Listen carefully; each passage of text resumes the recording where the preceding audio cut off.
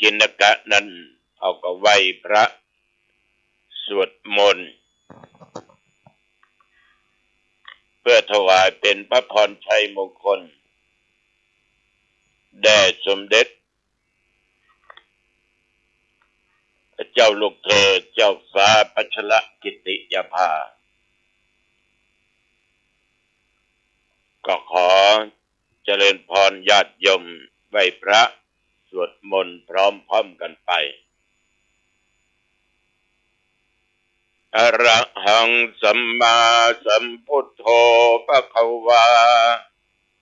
พุทธังภควันตังอภิวาเทมิกราบพระพุทธสวากขาโตภควตาธัมโมธัมมังนัมสสามิกราบพระธรรมสุปฏิปันโนภควโตสาวกสังโฆสังฆังนัมมามิกราบพระสงฆ์นะโมตัสสะภะคะวะโตอะระหะโตสัมมาสัมพุทธัสสะนะโมตัสสะภะคะวะโตอะระหะโตสัมมาสัมพุทธัสสะนะโมตัสสะภะคะวะโตอะระหะโตสัมมาสัมพุทธัสสะพุทธังสรณังคัจฉามิธัมมังสรณังคัจฉามิสังฆังสรณังคัจฉามิตุติยัมปิพุทธังสรณังคัจฉามิตุติยัมปิธัมมังสรณังคัจฉามิตุติยัมปิสังฆังสรณังคัจฉามิตติยัมปิพุทธังสรณังคัจฉามิตติยัมปิธัมมังสรณังคัจฉามิตติยัมปิสังฆังสรณังคัจฉามิอิติปิโสภะคะวะอะระหังสัมมาสัมพุทโธวิชชาจารณะสัมปันโนสุขโตโลกวิทูอนุตตโรปุริสธัมมสารถิสัทธาเทวมนุษย์สานังพุทโธภควาติยันตุนิมิตตังอวะมังคลัญจาโยจะมะนะโพสกุณัสสะสัทโธปาปักขะโอโตสุปินังอากันตังพุทธานุภาเวนะวินาศเมนตุสวากขาโตภควตาธัมโมสันติติโกอาคาติโกเอหิปัสสิโกโอปันญิโกปัจจตังเวทิตโพวินโยหิติยันตุนิมิตตังอวะมังคลัญจาโยจามะนะโพสกุณัสสะสัทโธปาปักขะโอโตสุปินังอากันตังธัมมานุภาเวนะวินาศเมนตุสุปฏิปันโนภควโตสาวกสังโฆโอสุปฏิปันโนภควโตสาวกสังโฆยายาปฏิปันโนภควโตสาวกสังโฆสามิจิปฏิปันโนภควโตสาวกสังโฆ ยะติทังจัตตาริปุริสยุคานิอัตถะปุริสปุคลาเยสะปะคะวะโตสาวกสังโฆอาหุนายโยปะหุนายโยทักขินายโยอัญชลีกะระนิโยอนุตตรังปุญญเกตังโลกัสสาติยันตุนิมิตตังอภมังคลัญจาโยจามะนาโปสะปุนัสสะสัทโธปะปะกะโอตุสุปินังอากันตังสังฆานุภาเวนะวินาสเมนโตโพชังโฆสติสังฆาโตธัมมนังวิจโยตถาวิริยัมปิติปัสสัทธิโพชังคาจะตถาปะเรสัมมาทุเปกะโพชังคาสัตเตเตสัพพทัสสินามุนีนาสัมมาตาคาตาภาวิตาภาวุลิกตาสังวัตตันติอภิญญายะนิพพานายะจะโพธิยาเอเตนะสัจจวัชเชนะโสติเตโอโตสัพพทาเอกัสสมิงสัมมะเยนะโทโมคคัลลานันจักกัสสปังขิลาเนทุกขิเตติสวาโพชังเคสัตตะเทสัญญเตจะตังอภินันติตวาโรคามุจจิงสุตังคะเนเอเตนะสัจจวัชเชนะโสทิเตโอโตสัพพทาเอกทาธรรมราชาปิเขลัญเยนะภิปิริโตจุนทัตเถเรนะตัญเยวะพนาเปตตวานะสาทรังสัมโมทิตวาจะอาปาทาตัมหาพุทธาสิทานะโสเจเตนะสัจจวัชเชนะโสทิเตโอโตสัพพทาปะอินาเตจะอภาทาตินนันนัมปิมะเหสินังมัคคะหัตตกิเลสาวะปัตตานุปติธัมมะตังเอเตนะสัจจวัชเชนะโสทิเตโหตุสัพพทาภวตุสัพพมังคลังรักขันตุสัพพเทวตา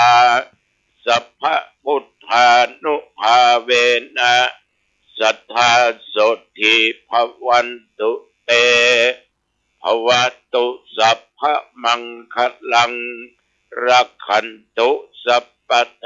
วตาสัพพธรรมานุภาเวนะสัทธาโสทิภวันตุเตภวตุสัพพมังคลัง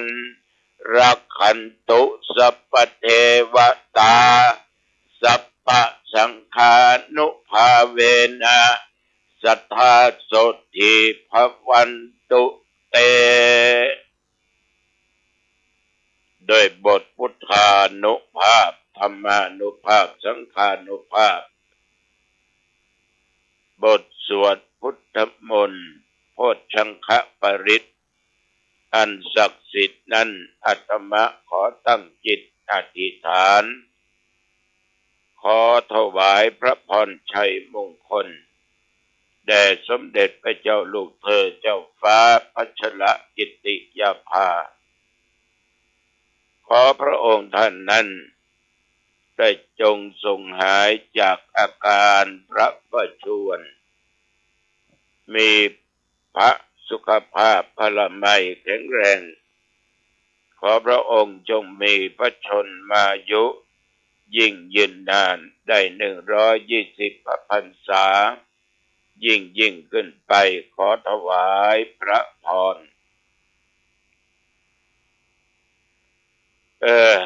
กรมอุตุเปิ้นก็ประกาศตักเตือนตลอดฟ้าฝนนั้นมันเป็นของมีควรมันจะหล่นจะตกมาเมื่อใดก็มาหัวเนาะจังภาคใต้หลายจังหวัด6-7 จังหวัดพี่น้องก็เดือดร้อนกันเพราะเรื่องฟ้าเรื่องฝนเมื่อก็เชียงใหม่เชียงรายเมืองน่าน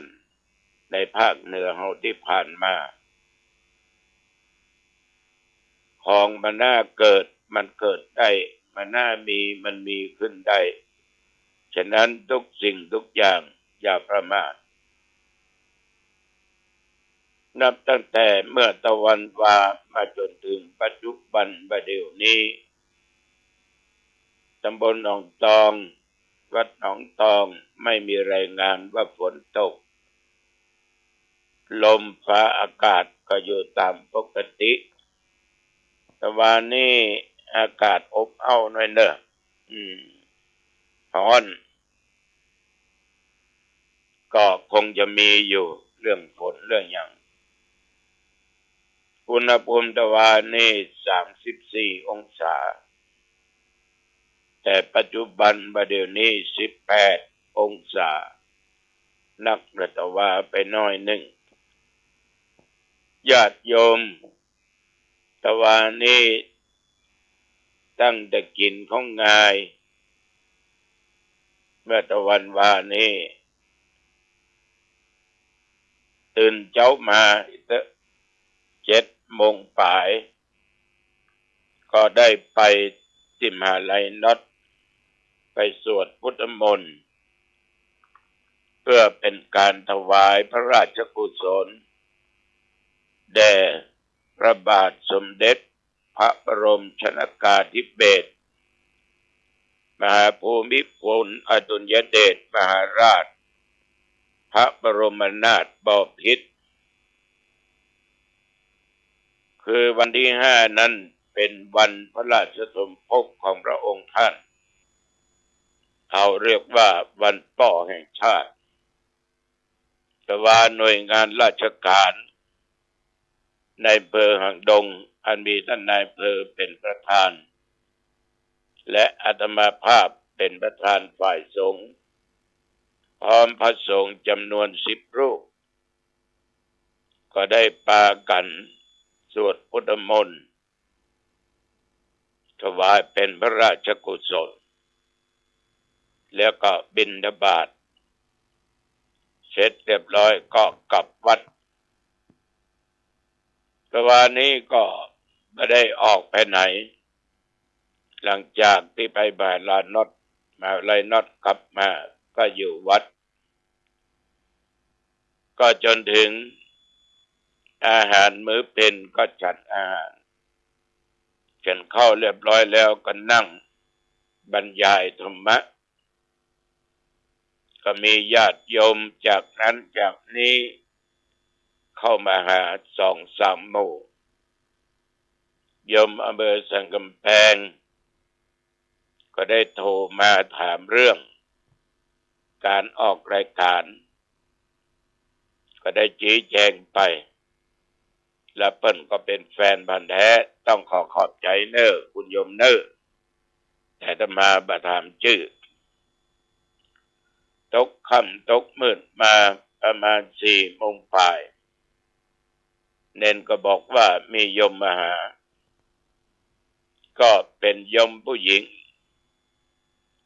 ถามว่าอยู่ที่ไหนอยู่ปัดแดดโยมมีธุระอะไรหยังเจ้าบ้านถูกน้ำท่วมเดี๋ยวนี้ศาลาแปลงบ้าน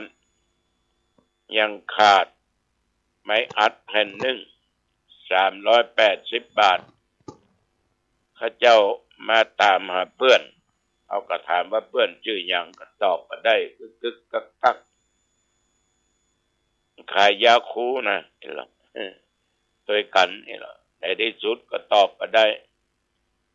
ข้าเจ้าไปที่ทางแยกที่ร้านขายยาเป็นห่อมา3 แผ่น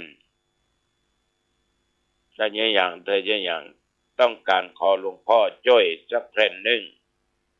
อันเดียวก็จะฮื้อสลา8 เซตปันเนี้ยพอมืดแล้วนะยมเมยมันก็เป็นกรรมอู้ที่จะแต่ปัดแต่บ่งูนะไหนๆก็ไหนๆละไอ้น้องทำบุญไปอ่ะก็สตางค์ได้จากการปั่นปอนแกะซองพอ100ก็เลยมอบให้โยมไปอ่ะฉะนั้นถ้ามันจริงก็นับว่าเป็นสิ่งดีถ้ามันจริงก็เป็นการยุกันหลอกกันลวงก็แสดงว่าแอลเซาะหากินจะเนี้ยเข้าไปวัดหลวงทองมันถึงได้ได้น้อยก็ได้นัก น่าอินดูน่าสังเวชน่าเวทนาเป็นอย่างมากจริงก็ดีไม่จริงก็ตามก็นึกเอาบุญเอากุศลก็เลี้ยวกันค่ำมืดมาก็ไหว้พระสวดมนต์ถึงเวลาก็พักผ่อนมาจนถึงเจ้าแห่งวันนี้เวลานี้ก็มาออกรายการธรรมะให้ญาติโยมได้ฟังกันสาธุชนญาติโยมตำบลหนองตองก็มีทุเจ้าตายหำตนเป็นทุเจ้าลูกวัดอายุ51ท่านองค์นี้เดินทางมาจากจังหวัด101ก็เส้นเลือดแตกนอนยาได้2-3 คืนก็มรณภาพ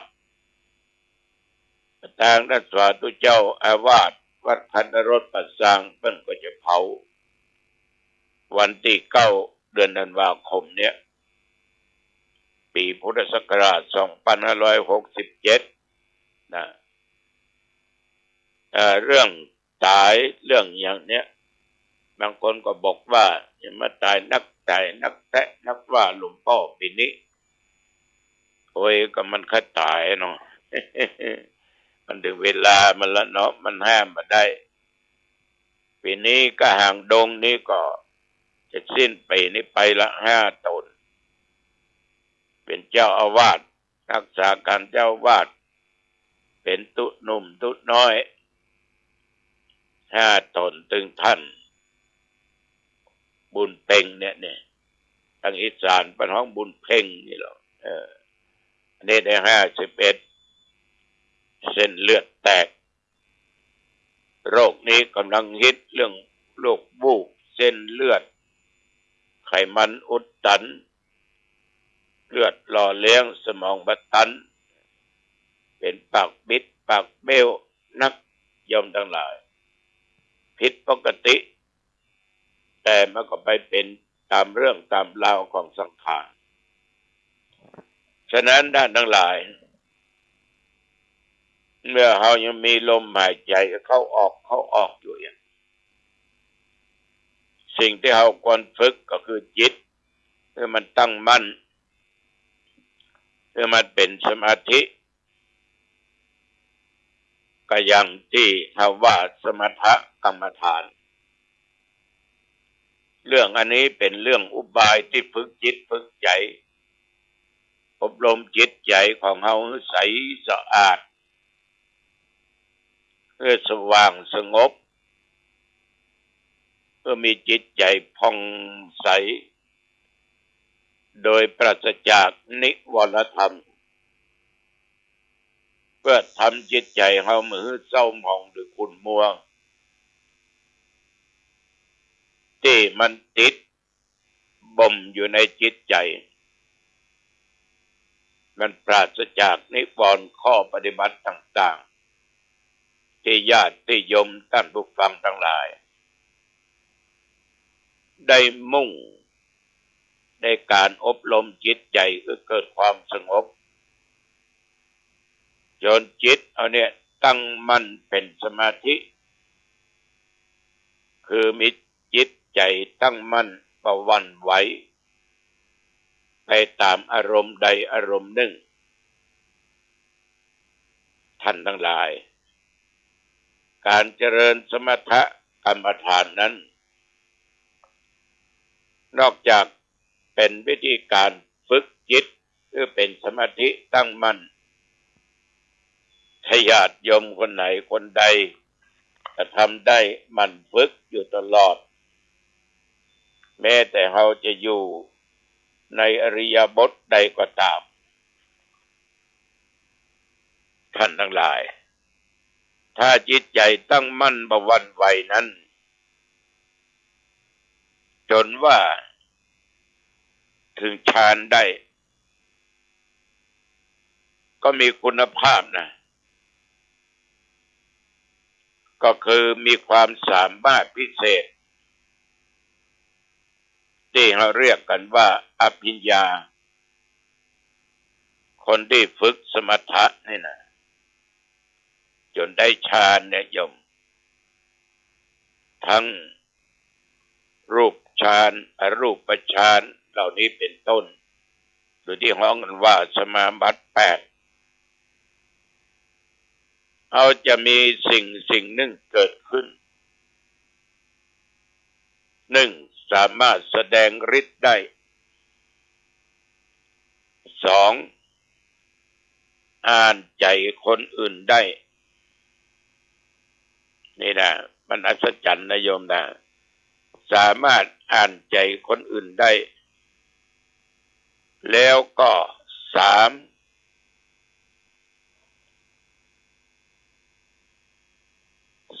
มารถ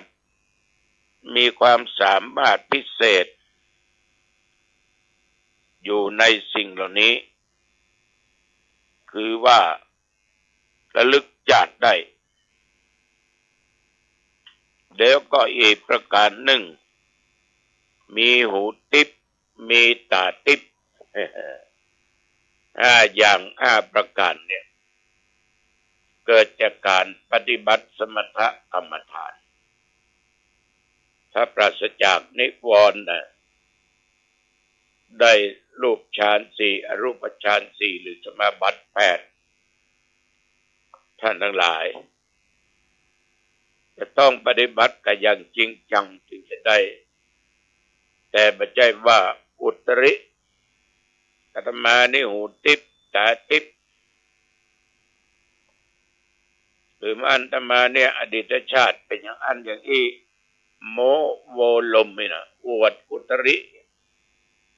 ซึ่งความเป็นจริงมันไม่มีสิ่งเหล่านี้ไม่สามารถที่จะจะบอกคือคนอื่นหูได้ถ้าไปก็เป็นการอวดอุตริคนอื่นก็จะสังเกตหูได้มันมีครูบาเจ้าตนหนึ่งลูกศิษย์ลูกหาเล่าให้ฟังหลวงพ่อผมกำลังเตวไปที่ลานวัดผมตั้งใจจะไปลาหลวงพ่อครูบาปิกบ้านไปเยี่ยมโยมพ่อโยมแม่ผมเข้าไปที่กุฏิหลวงพ่อนะกราบ3 ครั้งหลวงพ่อว่าไปเยี่ยมพ่อเยี่ยมแม่นะดีละไปเด้อตุย่ำตันได้บอกลาถึงสาเหตุที่จะลาไปหลวงปู่ครูบาตนนี้ก็หู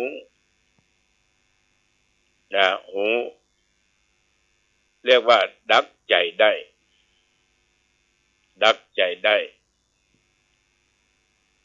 บางตนบางองค์ครูบาอาจารย์ที่ปฏิบัติมานมนานก็สามารถที่จะจาออกมา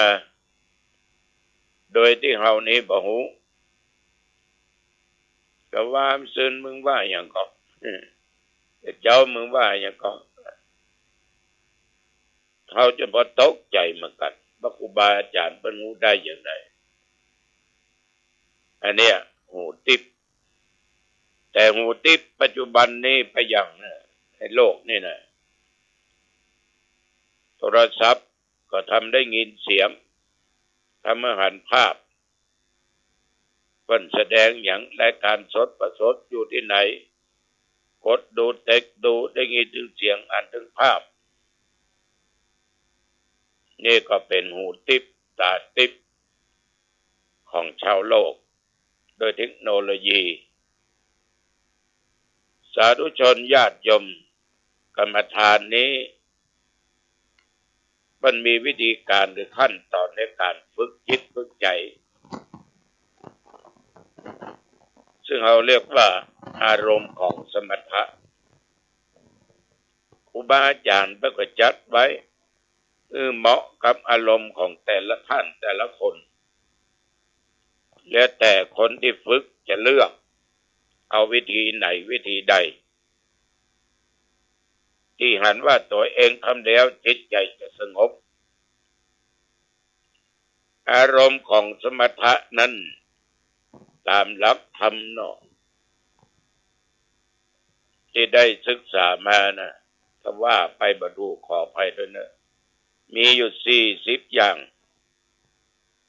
คือกสิณ10อสุภะ10อนุสติ10พรหมวิหารธรรม4อรูปกรรมฐาน4อาหาเรปฏิกูลสัญญา1จตุธาตุอีก1รวมเป็น40ญาติโยมถ้าสามารถเอาเหล่านี้มาเป็นอารมณ์ได้นิ่งสงบอยู่ในสิ่งเหล่านี้ฌานต่างๆก็จะเกิดขึ้นได้อันนี้ก็ฝากไว้ก่อนเนาะเอาละโยมอู้จาเป็นมาเป็นเวลาพอเหมาะพอดีพรุ่งนี้จะอู้เรื่องกสิณ10ให้ญาติโยมฟังซึ่งก็เคยนำมาปฏิบัติสมัยไปศึกษาวันนี้ก็แค่นี้ขอความผาสุกสวัสดี